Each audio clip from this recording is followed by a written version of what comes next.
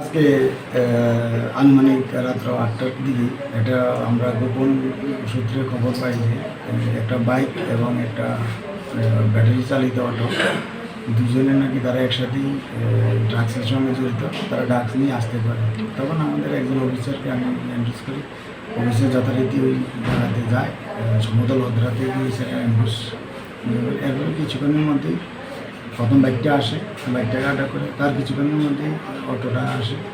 তখন তাদের ইয়ে করা হয়, চার্জ করা হয়। চার্জ করার পরে তাদের কাছে আমরা ড্রাগস, যেটা হেরোইন বলে পরিচিত, এটা আমরা পাই।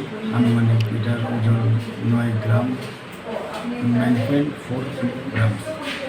তো যথারীতি আমরা ডিওডামকে জানাই, ডিওডাম স্পটে আসে, তখন আমরা এগুলি সিজ করি এবং বাইক আর গাড়ি চালিত যে অটোটা, ওই এটাকে সিজ করি।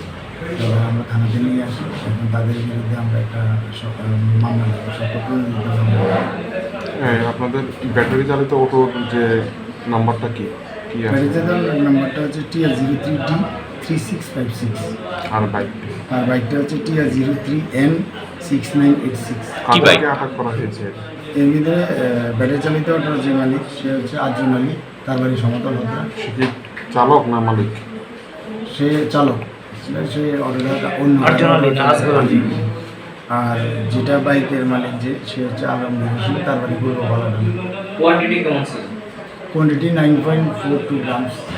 কোন জায়গা থেকে তাদেরকে? এটা সমতল হদ্রা। একই জায়গা থেকে কি আপনারা আসবেন? স্যার, বাজার মূল্য কেমন হবে?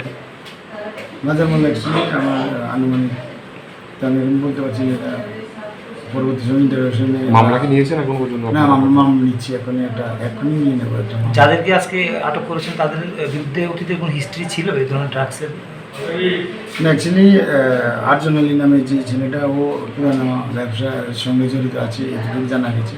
তা আমাদের থানাতে এরকম কোনো তার এগেইনস্টে কোনো কেস, এই ধরনের কোনো মামলা নাই।